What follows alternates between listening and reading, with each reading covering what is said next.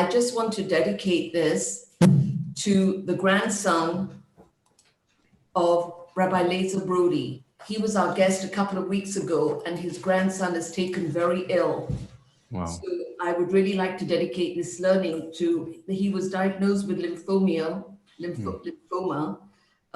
which has penetrated to his bone marrow. So really a refuah shlema for Yitzhak ben Deganit Rachel.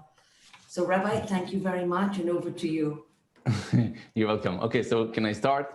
Absolutely. Okay, so I'm supposed to tell my personal story. So nice to meet you. Thank you, Joyce, to organize all this shiur. My name is R Fenger, and now you can see me as a very orthodox person. But 25 years ago, if you have met me, you would find the most secular person on earth, okay? I have to admit I'm Israeli, so my English is not so good.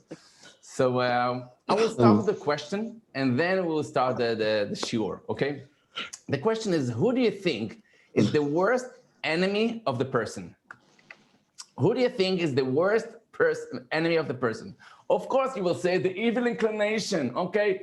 Maybe I will say it's himself. The person is the worst enemy of himself. There was a guy, he was walking on the street, and then he saw a sign above a clinic. The sign said, it's a doctor, if I will cure you, you will pay me $50. If I won't be able to cure you, you will get $100. This guy said, okay, I can make money here.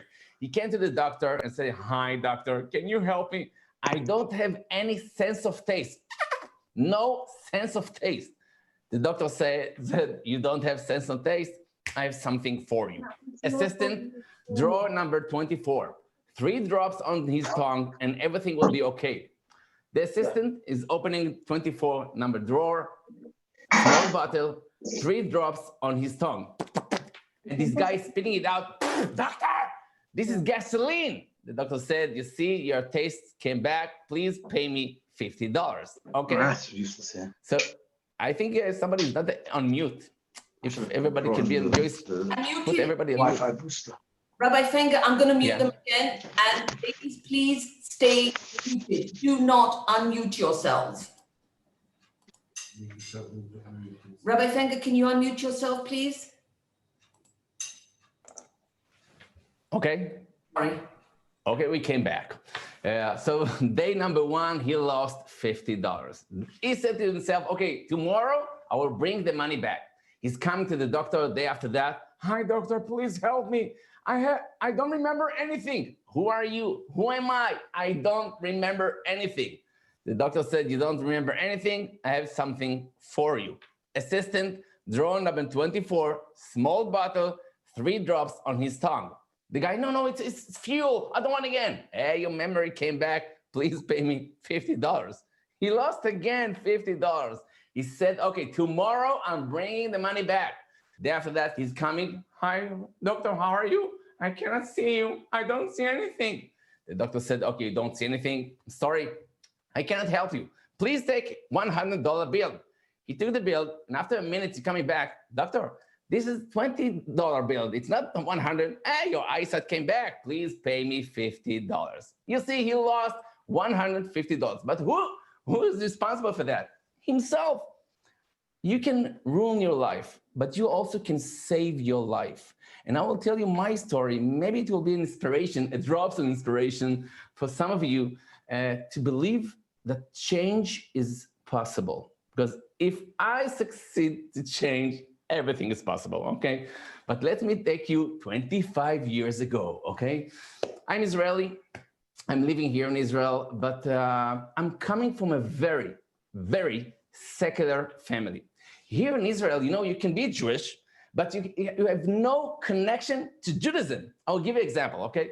The first time I was in the shul, in the Bet Knesset, it was when I was 13 years old in the bar mitzvah, okay? My grandpa, Zichrono Livracha, he insisted that I will go to the Bet Knesset, the shul, to learn the Haftarah, to go to Aliyah Torah. This was my first time and my last time that I was in a shul till I was 25, okay? Let me tell you the second time I was in a shul so you understand how ignorant I was, okay? It was Friday. I came back from the Far East. I will tell you soon what happened. I came from the Far East. It was Friday, 3 o'clock in the afternoon. I went to a shul not next to my home, because in Israel, it's not like something cool to be in a shul, okay? Wow, Fenger, you were in the shul. Woo, we love you. No, okay? It's not something, maybe somebody will ask you, somebody died in your family? Okay. So I went to a shul very far away from my home, 3 o'clock in the afternoon, Friday, and I'm knocking on the door. Nobody's opening the door. I'm opening to myself. I'm opening the door and I'm seeing an old guy, one of the rabbis of the shul. He was preparing the Sefer Torah to the reading tomorrow. So I'm saying to him, hi, is it a shul here? He said, of course. What do you think, at the beach here? I came with bathing suit, okay? So I said, okay, I came here, let's start. What are you doing here? He said, here we are learning Torah. We're davening. It's Friday. Come after 4 hours, it will be Kabbalat Shabbat, very holy thing. And then he's asking me, have you been in the mikveh? I said, what? Have you been in the mikveh before Shabbat? You know, it's something very holy. I said, no. Does it cost money? He said, yeah, 5 shekels. So I said, I don't have any money. He said, no problem. I will give you. He gave me a 20 shekel bill and he called somebody, Moshe, take him to the mikveh. This Moshe guy took me to the mikveh. It was nice, like a small jacuzzi. It was nice. But my parents taught me, if somebody is giving you money today, please bring it back day after that, so you won't forget. He gave me the money Friday. Day after that, okay, Shabbos, small detail. I opened my eyes in the morning, in 10 o'clock in the morning. I remembered I didn't give this guy the money back. Where can I find him? In the shul. Okay, I came to the shul, 10:30 in the morning, okay? In the middle of Kriyat Torah, all the people, you know, whoa, with enthusiasm of the Kriyat Torah, and I'm entering the shul. They put me on my head like white yarmulke. I was shining, and the rabbi saw me, and he called me, come next to the Sefer Torah. Come to the Sefer Torah. You will see lights from the Sefer Torah, from the letters. I came close. I didn't see any lights, okay? But between the two people that went to the Torah, I put my hand in my pocket, took out the 20 shekel bill, and said to him, Rabbi, here is the money from yesterday. Where to put it? He is an old guy, okay? He doesn't use to things like that in the shul. So he shouted, Muktzeh! I didn't, whose Muktzeh is, okay? I looked back, maybe it's a dog or something. Somebody enters the shul, but all the other people, you know, when they heard Muktzeh, they looked at me, waving with 20 shekel bill. Everybody started to shout at me, leave it, don't touch it. I'm not touching anybody. I didn't understand there is something in my hand. It's only a paper. Okay. One of the people there grabbed my hand and said, leave it. I said, leave my hand, let's go outside and, you know, do it between us. It was a shock, okay? It was a trauma. I have till today PhD, okay? For me, it was very hard, but you have to understand how far away I was from Judaism, from practical Judaism. So this is my background, but my story started in the army. We in the army now. I was 19 years old. I was a commander of a tank. Here in Israel, you have to go to the army if you are not religious. It's not a question. And of course, I want to contribute to Israel, okay? And I want to be a fighter. Yes. So I became a commander of a tank. It was nice. You know, it's a war. It's like Rambo, okay? But it's not like that, okay? It's really not like that. So now the story a bit, you know, becoming more sad. My best friend, my best friend is one of my soldiers, okay? We were raised together. We are neighbors. We went to the high school together. We joined the army together. I went to be commander and I asked the army, please bring me back to my platoon to be with him. He's my best friend. 19 years we were together. And we served in Lebanon.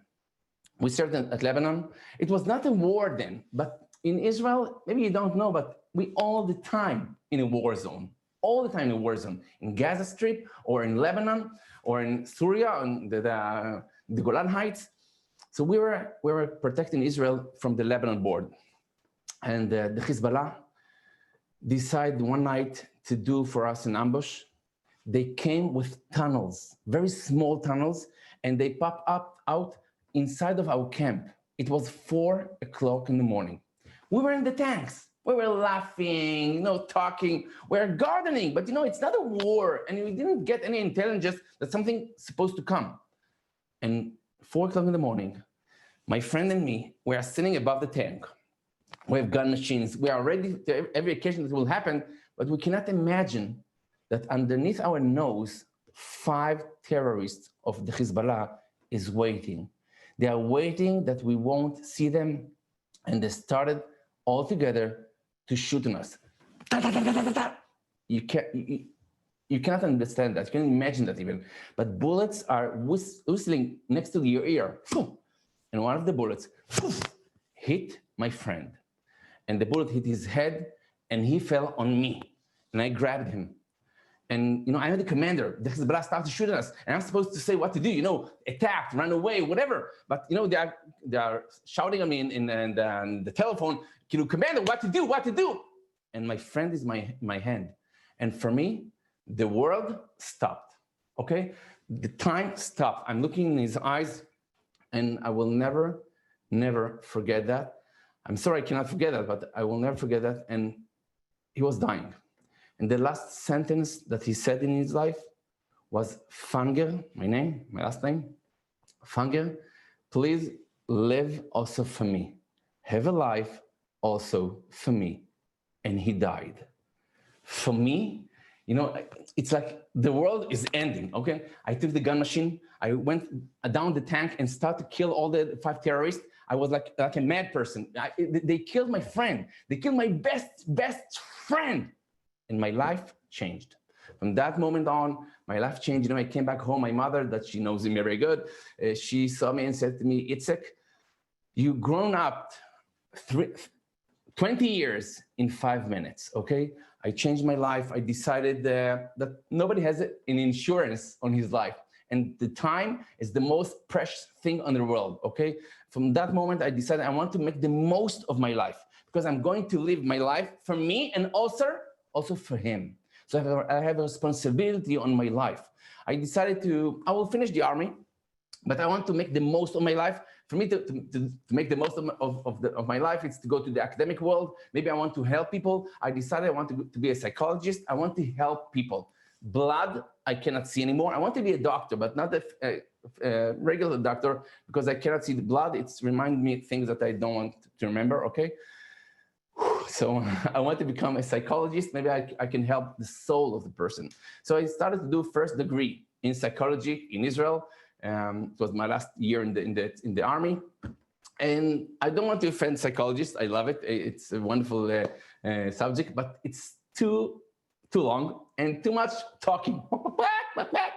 So I wanted something practical. I want to help. Okay. So I decided to go to alternative medicine, to combine psychology and alternative medicine so I can help right away to people. Okay, so I started to learn Chinese medicine here in Israel with the psychology, 3 years of Chinese medicine, shiatsu, herbal and things like that.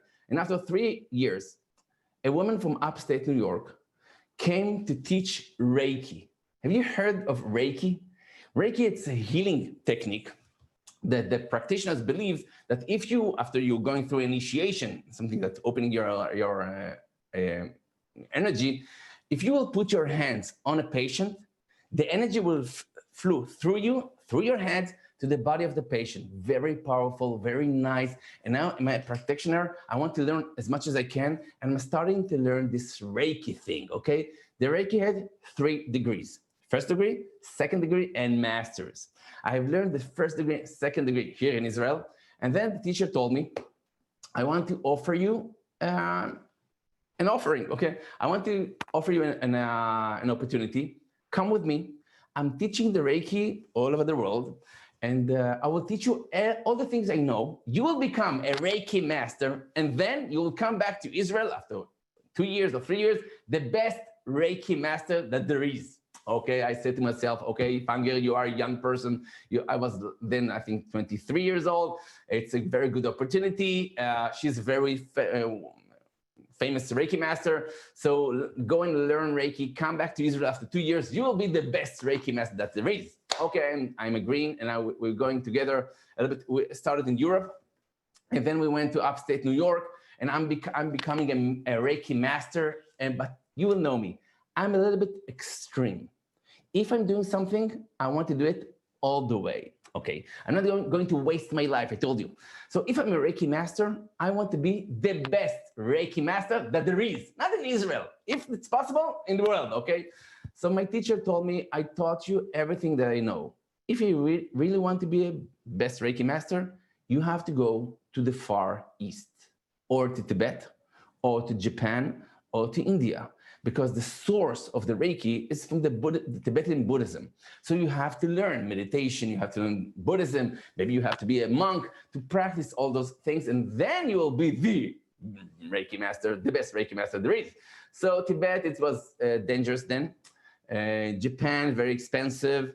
And India, it's nice, it's cheap. And I found myself very soon, very short after that, in Dharamsala, up north India. I became the student of the Dalai Lama, okay? 25 years ago. He was not such a celeb like today, okay? But he was a very, very nice person. I joined his monastery in Dharmakot, in the village, and I become a Buddhist monk, okay? La, la, la, la, la. And I'm starting learning Buddhism, meditation, and practicing all day long my Reiki. Nice. After almost a half year, approximately, I got a message from the Dalai Lama. He said to me that I'm enough time there. Theoretically, I have learned a lot. Now I have to practice what I have learned. I'm asking what it means. He said to me, you have to go to another monastery, more in the south, in Rishikesh. And there is a small monastery, only 15 people there. You will be one of them. And you're going to practice spiritual works that will help you as a Reiki master. I said, what I need to practice? They said to me 2 things. First thing, silent. Silent. You shouldn't speak with anybody for half a year. This is the reason I became a speaker. Okay, sorry that I took you like my I don't know hostages now. I need to talk. Or somebody, I need to talk. So half a year not to talk. They believe, and it's true, that if you are talking, you are losing your energy. Maybe you know that even just listening to somebody on the phone, okay, and your friend or your girlfriend, yeah, she's drawing your energy from the phone. You're like, yeah, I'm tired, okay. So if I want to be a healer, if I want to use my energy properly, so half a year not to talk. This is the first thing. The second thing, yoga. I was a yoga teacher here in Israel, so I'm supposed to be very good in yoga. I'm supposed to work with my yoga to bring my body to the perfect purification of my body. Then I will be the best Reiki master that there is. I will be a clean tunnel or a channel to the energy to go through me. Okay, so I'm going to Rishikesh. I'm coming to the city, and I'm calling my parents. Mommy, for the next half year, there is nobody to talk with. My mother said, son, we love you. Son, we are proud of you. Good luck, okay? We are behind you. Go and do that. Nice. I'm telling you that because after, I don't know, half a year, maybe more, when I will tell my parents, I'm going to yeshiva. Do you think the reaction will be the same? Son, we love you. Go and do that. No. And we will find the differences, and it won't be hard, okay? But this, I cannot imagine it now, okay? I'm starting a retreat of silence.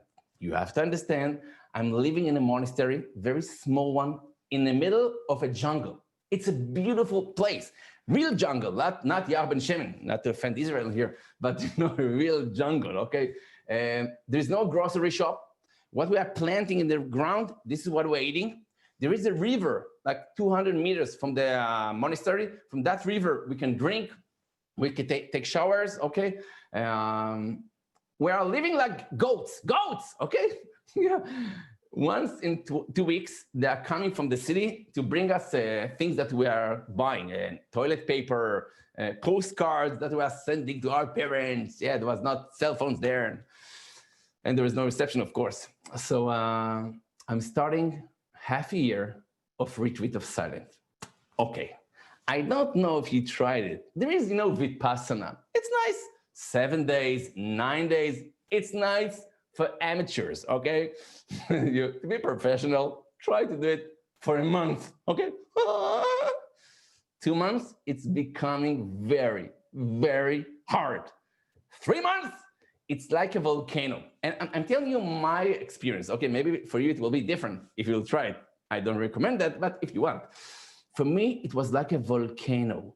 Inside volcano, I have to talk, After 3 months, it's like, la, la, la, la, da, da, da, da. Here, I have to talk. Okay. Some people ask me, Fenger, somebody guard you there? So you can talk. You can go to your room. Nobody's watching. I can talk, of course. But I'm not, who's I'm fooling? I'm fooling myself. And I told you, I want to be very serious. Okay, 3.5 months. It's so hard. I cannot bear it anymore. I'm telling you, each day is going like a year, okay? The time is not passing. It's hard. Okay. One morning, all the other monks were in the garden, so they didn't see me. I was in the river, and I decided to open my mouth. I decided I have to talk. I have to talk. I was dreaming that I'm speaking. Okay, it's very hard. So I decided on opening my mouth. But you have to understand, now it's a very crucial moment, because after you didn't spoke for, for a day even, only 1 day, you will see that the first word, it's like hard to say. It's like, okay, it's like you need effort to take out the first word. A week, of course, 3.5 months, it's hard. Like, okay. But for me, it's like a volcano. You have to understand, it's like, da, da, da, da, da. I just need to open my eyes and everything will get out. And I decided to open my mouth. Nobody saw me, and I'm opening my mouth. And the minute I opened my mouth, the only thing that went out of my mouth was verses from my haftarah. Okay, you have to understand, 12 years ago, my haftarah in Bar Mitzvah, with the songs, like a gun machine, okay, with the te'amim it's called, and I'm closing my mouth, Fenger, quiet, something happened to you, okay? Verses from my haftarah, you have to understand, my memory is not the best part of my mind. I left it to my wife. Maybe to all the women in the world, huh? You have here a memory, it's amazing. You said something to your wife 10 years ago. Do you remember what you said in Drops of Inspiration 10 years ago? Drops of what? Is it drops? What? She remember everything. Hashem, help me. Okay, I'm trying to behave. It's okay. But for me to remember something that happened 12 years ago, nah. And for me, it was not a very important occasion, bar mitzvah. Nah, everything is okay. Okay. But for me, it was shock. But because of that, to become a Baal Tshuva? Of course not. So verses went out of your mouth. So what? I'm calming myself down. Everything is okay. Maybe you miss Israel, or maybe your Torah teacher, but because of that, become Baal Tshuva? It has nothing to do with that, okay? It's hard to change, very hard to change. Even if you will know the truth, doesn't matter on what subject, on smoking, eating correctly, or working with yourself spiritually, it's hard. I understand my mind, but to react with that, I will tell you a story, a very short one. A guy was a newspaper, he was a newsletter, he was writing to the newspaper. He walked in New York, and he saw a guy standing in front of an office building with a cigarette. Smoking cigarette after a cigarette, cigarette after a cigarette. I think you need to mute somebody. Okay, everybody's muting. I'm repeating. So this journalist guy went on the street, saw somebody with a cigarette in front of an office building, smoking a cigarette after a cigarette. So the journalist asked him, how much do you smoke a day? He said, me, 3 packs a day. 3 packs a day? Since when? Since I was 16. How old are you now? 56. Okay, so the journalist is taking a calculator. It's making a calculation. 3 packs a day, $30. Times 365 days a year, times 40 years equals, look how much money you are spending on your cigarette, he said. If you weren't smoking, you could buy a building like that. The guy with the cigarette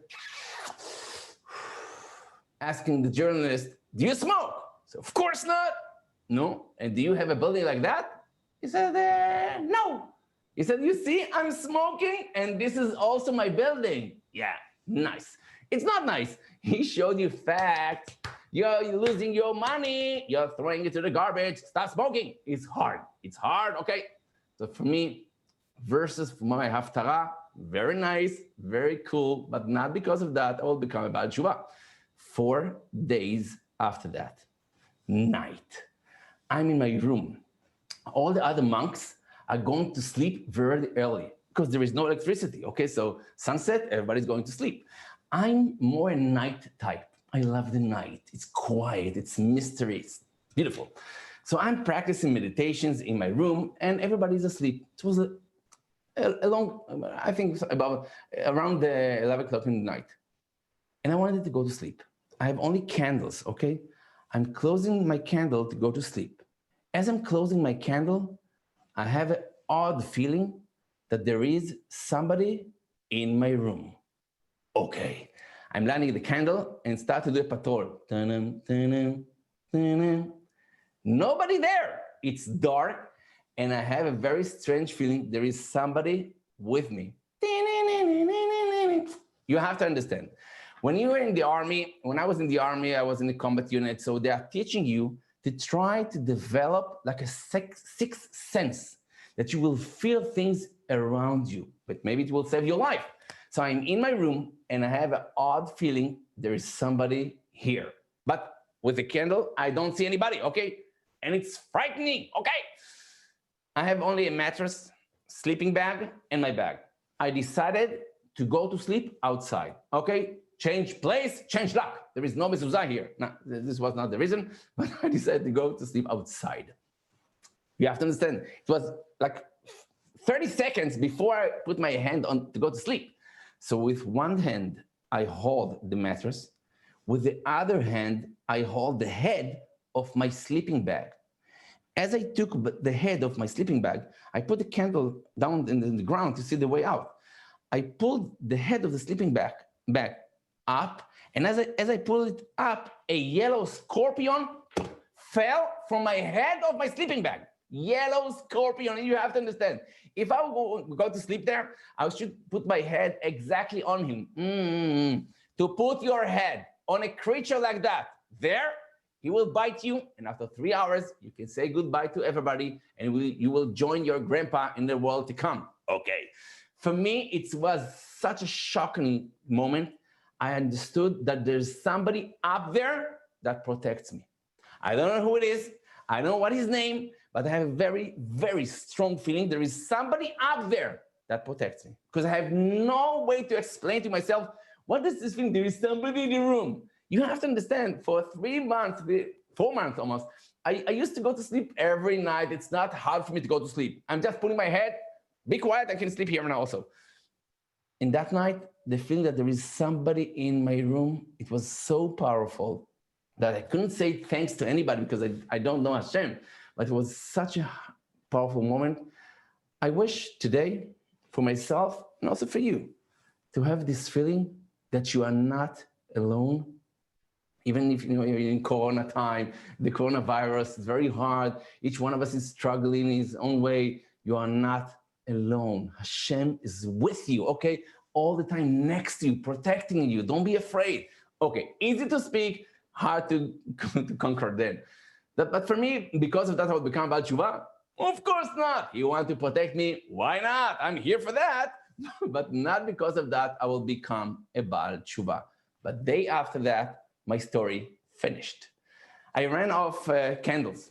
So I ordered from the people from the city to bring me candles. It was it was supposed to be the day after that. It was night. I was looking for candles in my bag because I need only one candle just to go past the night. But I didn't find any candles. I was looking in my bag, maybe in a small pocket, and I found like the candle of Hanukkah, one candle. And next to the candle, I found a paper. Listen carefully. When I started my trip in Ben Gurion Airport, you know, there is Chabad people that putting tefillin on people, right? So I flew in the night, so there was no tefillin.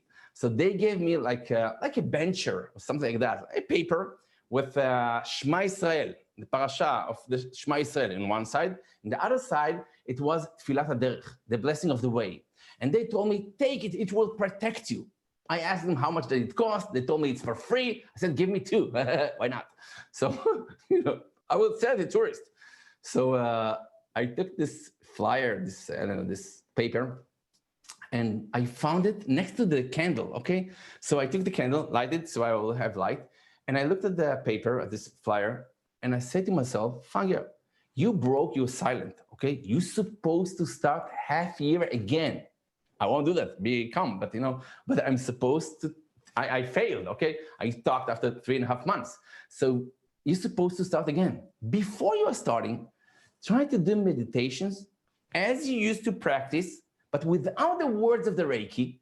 Try to do that with Hebrew words, with holy words. It's from the verses from the Torah. So try to do that. And I saw the parasha of Shema Israel. So I decided to do the same meditations I used to do every night, but usually I was using the words of the Reiki. The Reiki is based on 4 words in Japanese, like mantras, let's call them, okay? And you have to repeat the words to connect them and to draw the power from them. So I broke my silent, so I can say whatever I want, which mantra I can choose. So I chose to do something with the Hebrew letters. I understand the Hebrew, but I don't understand the meaning. So I didn't know what to choose. I had to choose a word or a sentence, a verse, and say it loudly a few times to get into the words. So I decided to I called that the headline, okay? It was the headline for me then. And I said, I closed my eyes. I was sitting like that in my room in the monastery. Nobody's next to me. It's like almost 10 o'clock in the night. I'm alone. I'm looking at this flyer and this paper, and for the first time in my life, I'm saying, Shema Israel. And I said like that, Shema Israel, Hashem Elokeinu, Hashem Echad. All my body started to tremble. And I'm saying again, Shema Israel, Hashem Elokeinu, Hashem Echad. All my skin, like it was goosebumps. I'm shivering, and I don't understand what I've said. I know the words, okay? There is in Israel test called Bagrut in Tanakh. I copied everything. I don't know anything. For the first time in my life, when I said Shema Israel, I found a treasure. Or for me, it was really a volcano, okay? I found something that made me feel like nothing made me feel like that in the world. And I'm practicing meditations for years. What is this verse? What is this sentence? Why I'm like excited, like a small kid, okay? Something happened to me. I want answers. I want somebody to explain to me what happened here, okay? I need to know what the words, what the meaning of this verse is saying. I'm not expecting my friends here in the monastery to help me, okay? No. And I love Chabad, but I don't want Chabad. I want the dangerous people. Who are they? From Mea Shearim. They are professionals, okay? I want the dangerous people, the professionals, okay? I'm going to them. Please help me. Okay. I took my bag. After that, the pilgrims from the city came. They are coming with donkeys. I took one of the donkeys and ran away. I didn't say goodbye to anybody. Maybe till today they are looking for me. I'm telling you the truth. Maybe I will come there today. Wanted Israeli guy was here 25 years ago. We don't know what happened to him, okay? So the gods took him. I don't know. So I came back to Rishikesh, to the city, phoned my mother and said to her, Mommy, I'm coming back home. She was a little bit afraid. What happened? You know, a half year didn't pass till now. Everything is okay. Are you healthy? I'm telling her everything is okay. I just want to come home. The story I'm telling you now, I didn't tell them. For me, it's not, okay, I have a story. No. For me, it was my personal experience. Okay, I didn't know what will happen to that, what will develop from that. But I came home and I have my place in Herzliya. I was raised in Herzliya. There is a place near the beach in Israel. And in front of my place, my home, I have a bulletin board. And it was a very big advertisement there. Judaism, mysticism, life after death. Lecture in Judaism about life after death. Entrance free. I said, okay, entrance free, I love. And you know, mysticism, it's interesting. I love it. Okay. So I told myself, Fenger, you have been almost all over the world. Dubai, I didn't, maybe soon, but not now. But maybe I'm the only person that wasn't in Dubai yet. I think everybody, where are you? I'm in Dubai. Nice. So I was almost all over the world. Christianity, I know the New Testament almost by heart. I'm sorry to say, because you know, in the hotels abroad, I was bored, and there's books like that next to your bed. And Buddhism was my life then. On Judaism, I don't know anything, almost anything. Even though I'm Israeli, I'm Jewish, but I don't know anything. There's a lecture in front of your home. Go. And I did, and I went. Okay, I went to this lecture for the first time in my life. I came a little bit late, so only the first row was open. So I was sitting in front of the speaker. Okay, the lecture started, and the speaker saw me. You know, I came without any yarmulke, without anything, without kippah, and he started the lecture with a PowerPoint presentation, near-death experience. And he pointed at me. Did you understand? Say, yeah, I understood. He continued. Reincarnation. Did you understand? Say, yeah, I understood. I was looking back. Maybe I'm alone here. No, the place was full, but he took me as a project, okay? And I can imagine why. And he continued the lecture. Okay, seance. Did you understand? Yeah, I understood. This was all the lecture. He said, did you understand? I said, yeah, I understood. Did you understand? I understood. Okay, after 1 hour, he finished the lecture. He said, okay, finished. Do you have questions? I point my finger. Said, yeah. Do you have a question? I said, no, I just want to tell you I understood. Stop, no. Of course, I want to ask one question. But please, I'm telling you, please don't be offended, okay? I'm not going to argue with you. I just want to understand. You proved us that there is life after death. Okay, I cannot argue with facts. It was very powerful, very scientifically. Okay, I agree with you. There is life after death.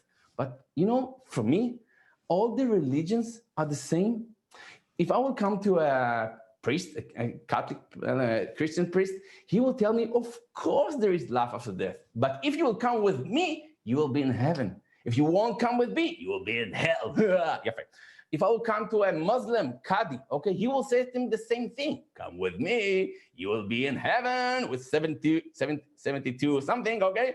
And if you won't come with me, you'll be at hell. And you are telling me the same? So, you know, okay, there is life after death, but what it has to do with your kippah, with your yarmulke and tzitzis? Whoa. He says, okay, you are asking a very, very good question. But he said, you have to understand that Judaism is the only religion on earth that can prove you two things. First, that there is Hashem, okay, and he created the world. And the second thing, that he gave the Torah. So everything is written in the Torah. This is the truth. According to this world and the other world. If you want to understand, come, there is a seminar of Arachim for 4 days. Come and hear what Judaism has to offer. Are you coming? I said, yeah, I'm coming. He said, you're not afraid? I said to him, no. Why? I knew who will give lectures there. Rabbis. Okay. You know, I don't want to offend them, but I learned in the academic world, okay? I saw a lot of things in my life. They're rabbis, except of Torah, they don't know anything. This is what I thought, ignorant. So I was accepted to go to this seminar. This was my mistake. Stop, of course not. It saved my life. I came to the seminar 4 days. It was like 2 days after I landed. It was in Ashkelon. It was a seminar for 4 days for academic people. And I came there, and I won't forget the first lecture. The first lecture was about relationship. And I said, okay, I have to hear that. Religious people relationships, it's a good joke. I'm going to hear them. Let's see what they know about those subjects. And I came and I was in shock, a culture shock. It amazed me. Say, wow, it's amazing. It's so wise. It's so deep. It's so true. I wish I heard that, maybe 10 years ago. But for me, it was the door that opened for me the opportunity to hear what Judaism has to offer on all the subjects.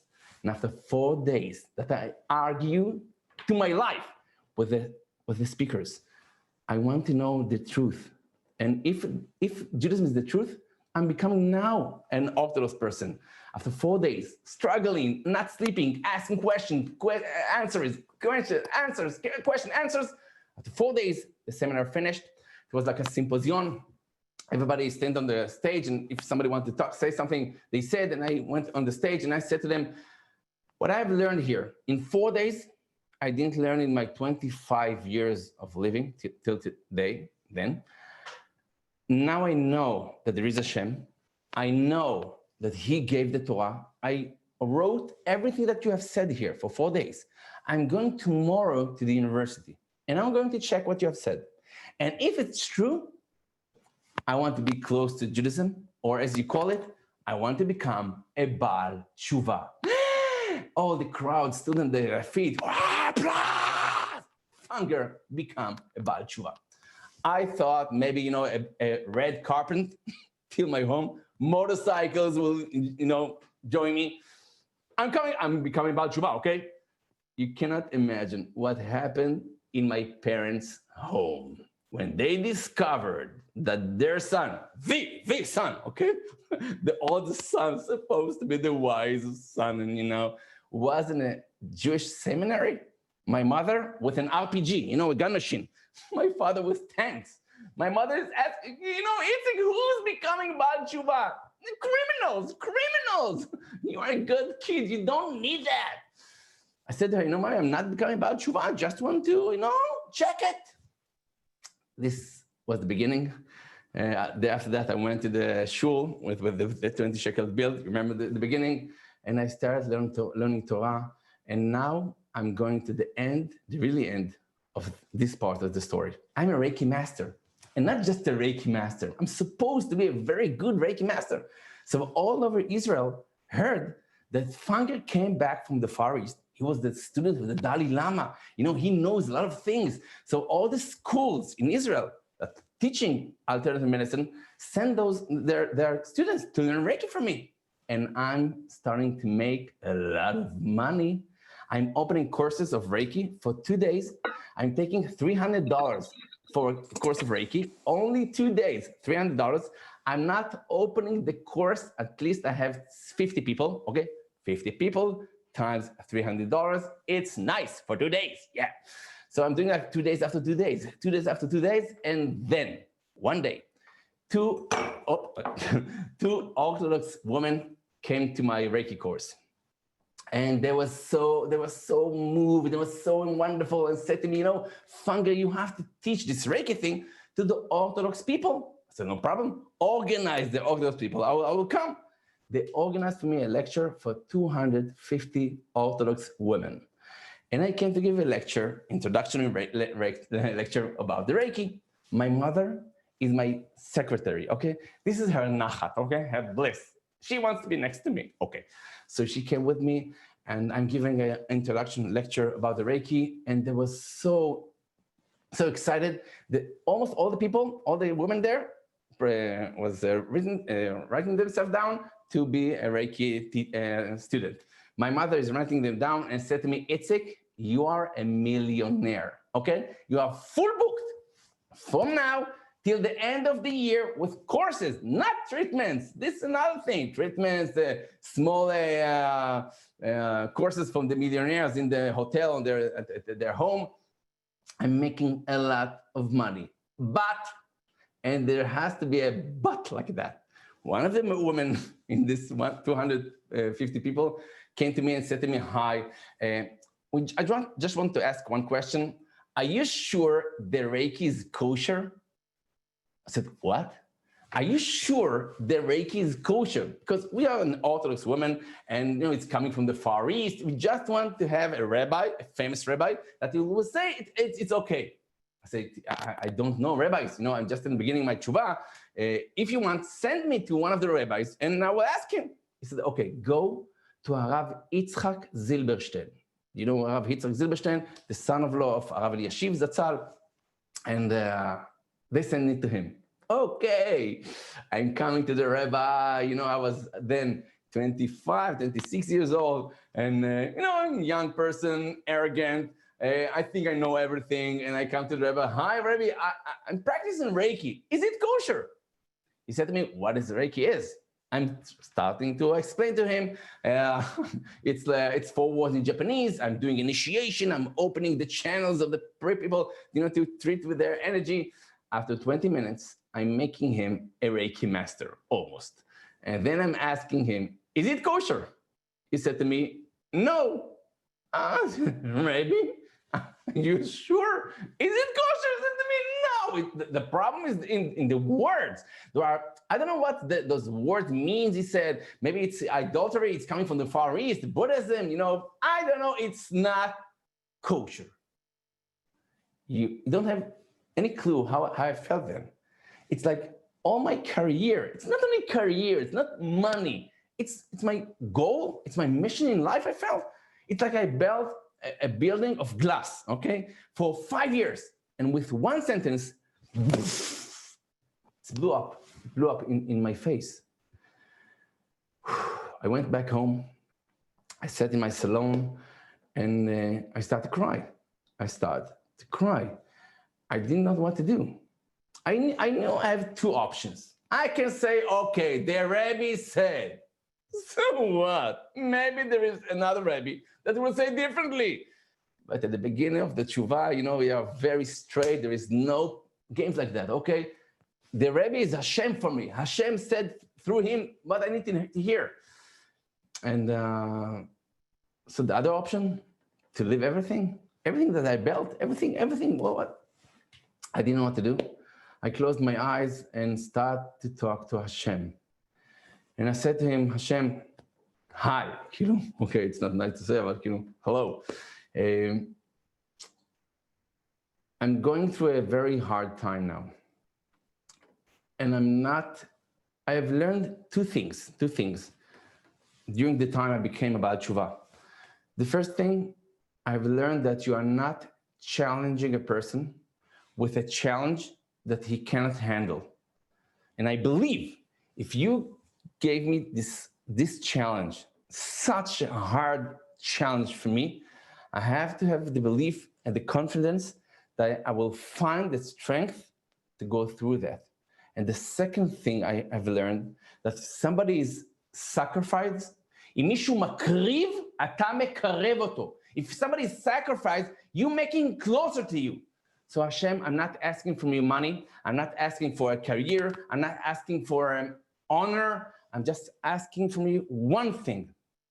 Hashem, please don't leave me, because I'm going to leave everything.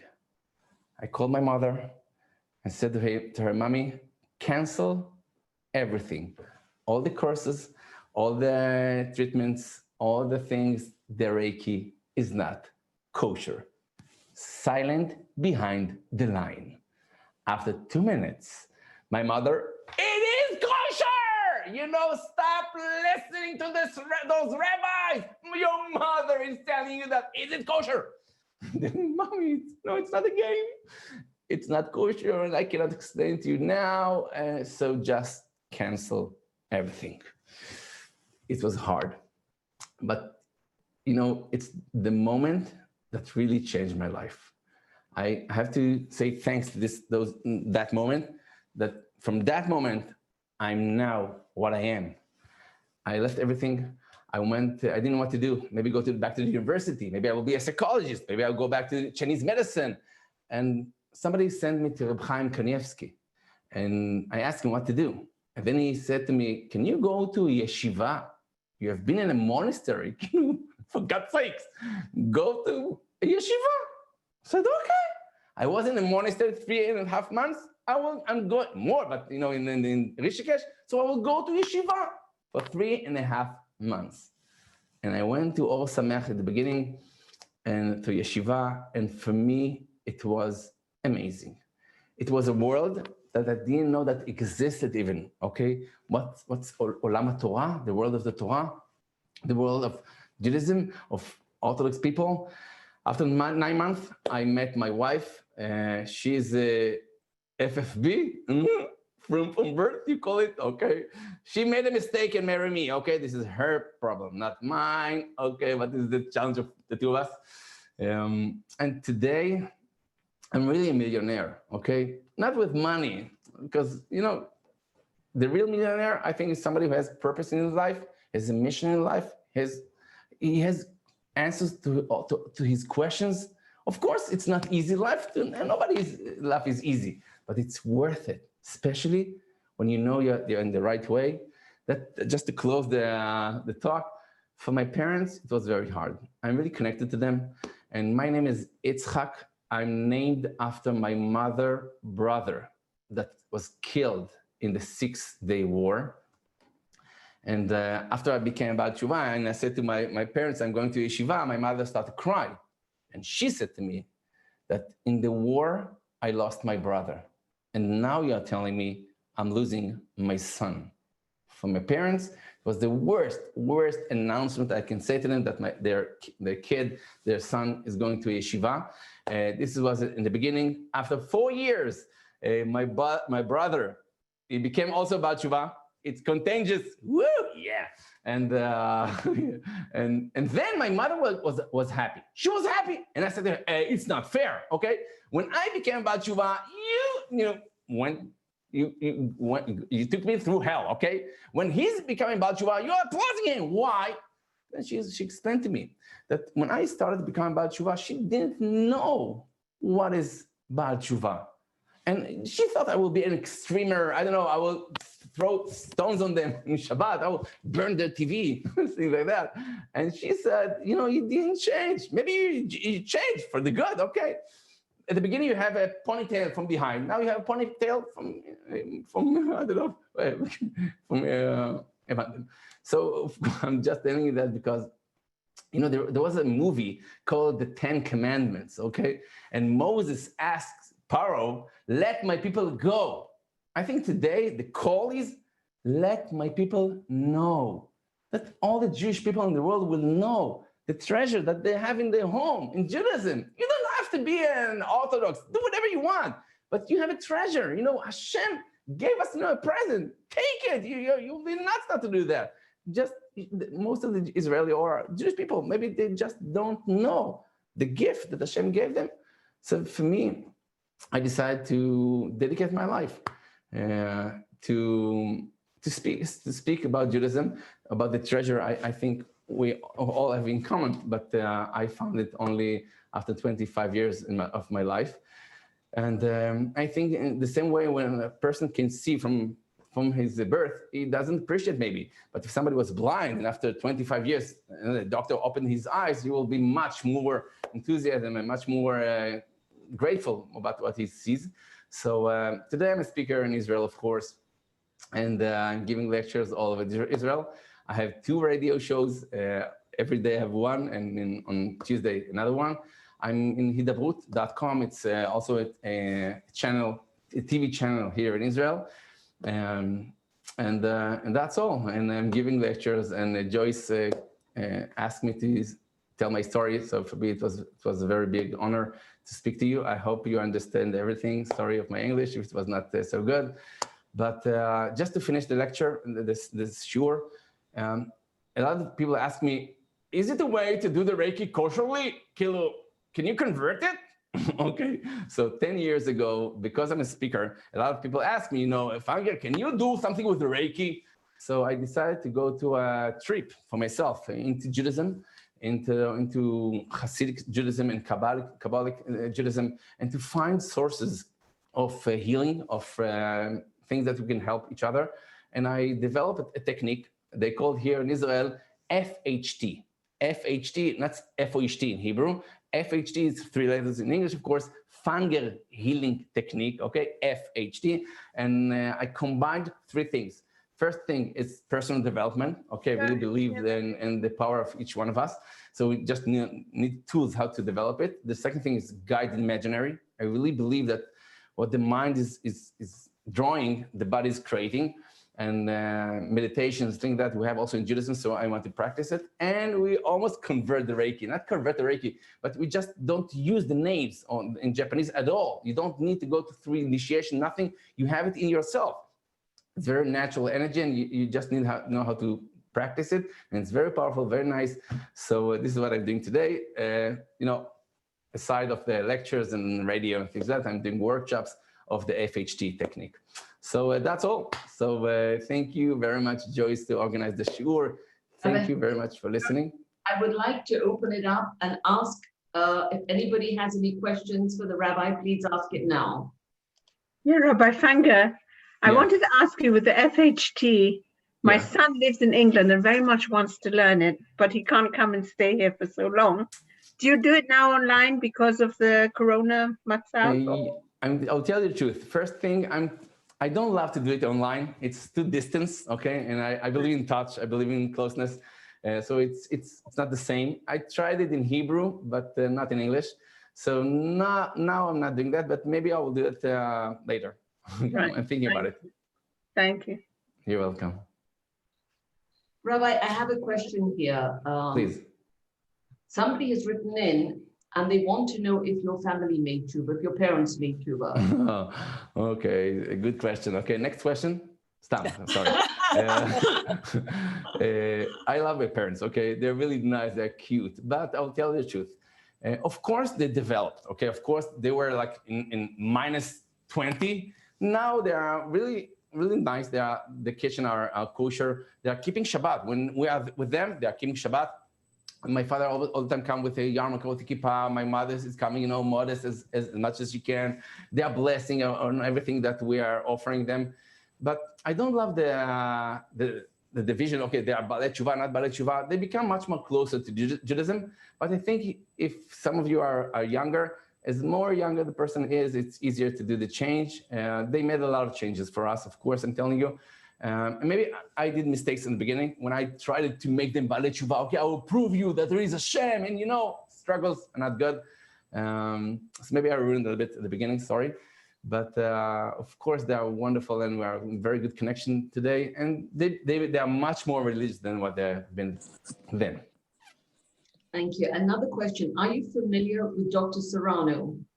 Sarno, sorry. Sarno? He was, about what? I believe he was the doctor pain management, I think he deals in. primarily with the back.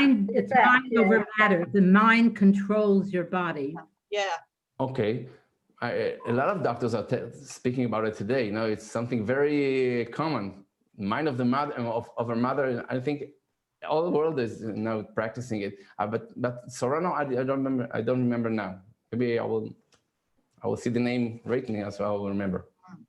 Where can one learn your techniques, FHD? Here in Israel, of course, we're doing courses.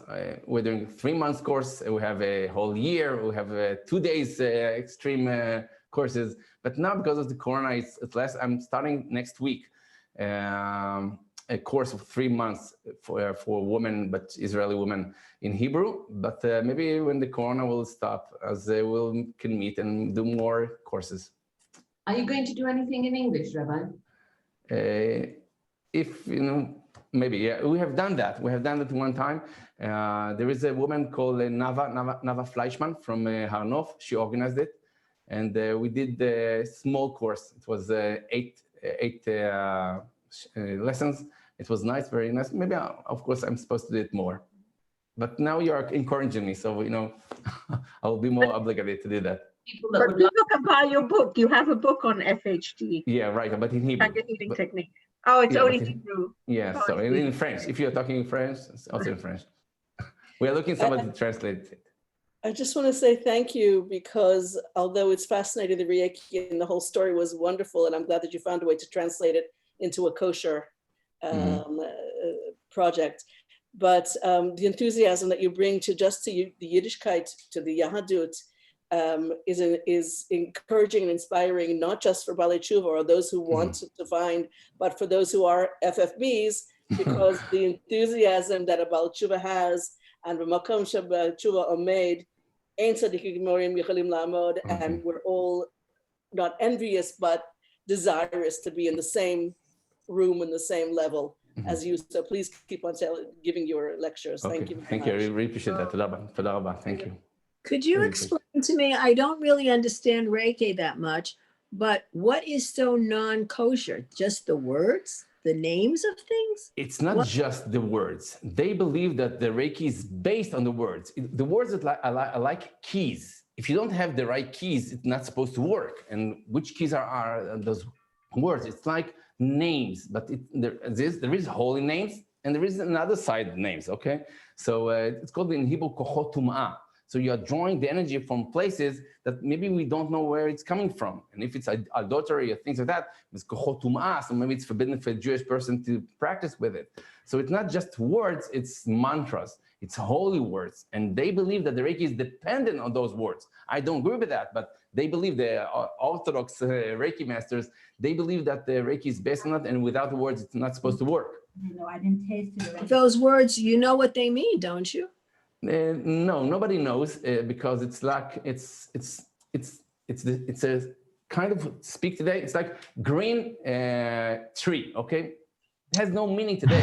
I will say it in Hebrew so you understand. There is a Hebrew word called abracadabra.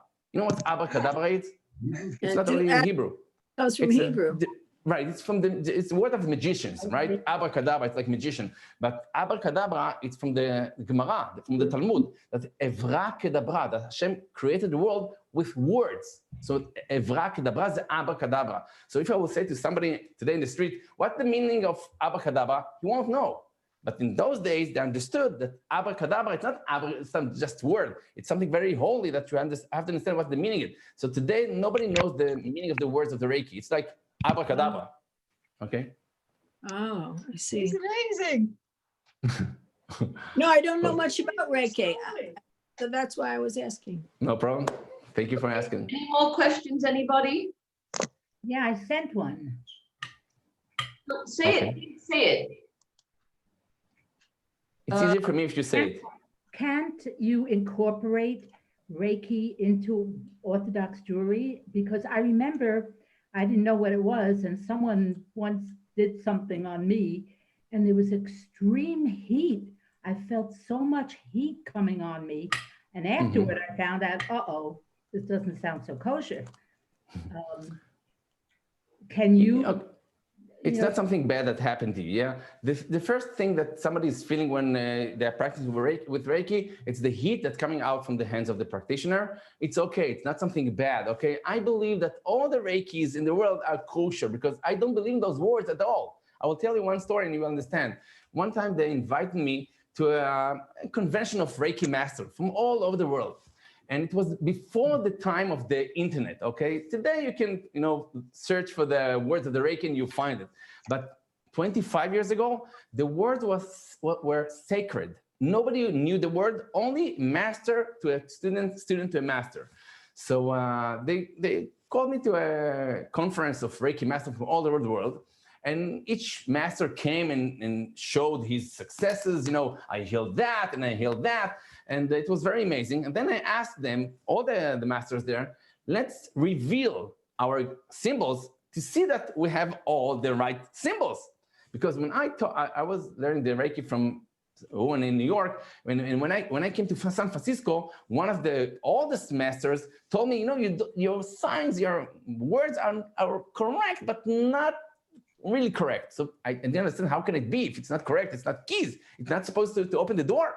So I asked all the Reiki masters, please reveal your symbols so you see that we are in the same level. So they agreed because it was only Reiki masters and we are not competing each other because it's from all the world. And then they were in shock because a lot of symbols were different. And you have to understand, if the Reiki was dependent on the words, so if somebody has the wrong symbols, it's not supposed to work, but it works for everybody. So how can it be? So I believe the words are just words. In Judaism, we have the Masoret that really is strict, from father to son, from a rabbi to a student. But in all over the world, they have a lot of changes. So I believe the Reiki is very simple, very natural. Each one of us has it. You don't have to go through initiation of symbols. You just need to know how to use it, and it will be perfect.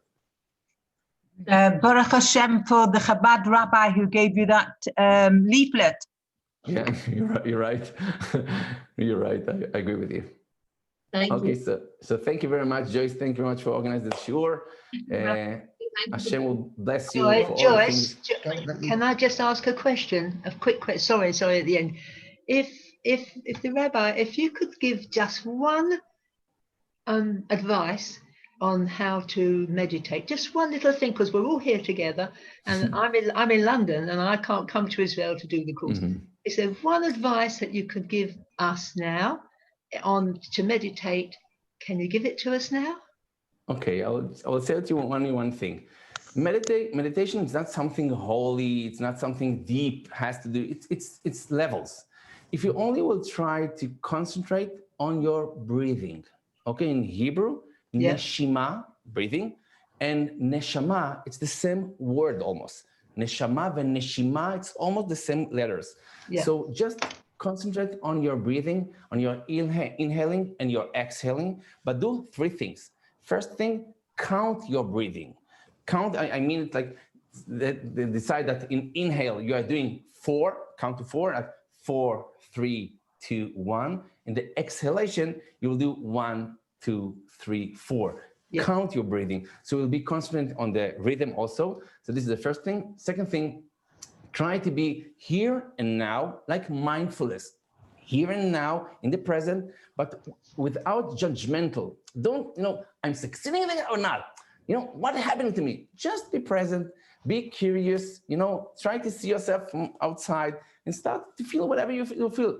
There's no right or wrong here. Just, enjoy the feeling. This is the second thing. And the third thing, after that, just, repeating it 10 minutes a day, because in one session, maybe nothing will happen. But if you repeat it every day, if you can do it every day for 5 minutes, 10 minutes is a lot. Every day you will see the change in the other days. Can I just ask you, on YouTube, they've got the mindful meditation, mindful movement. Is there anything wrong in listening to these things? I cannot say in general. I don't know all the things, but generally it's okay. Mindfulness, it's okay. Yeah. There is meditations of chakras or angels. Those are suspicious. Okay, don't use that. But just mindfulness, it's very natural, very. It's okay. Mainly for insomnia and things like that. No problem. Yeah, it's okay. So Rabbi, just one more thing while I've got you, because you're going to go in a minute. I'm sorry to keep you. So you say it's 3 points and do it for 10 minutes a day. Yeah, the breathing in and out, mindfulness here and now. Rhythm. Yeah, rhythm. Yes, rhythm. Right. Yes, for breathing. And how many times should we do that? Breathe in and out. How many times?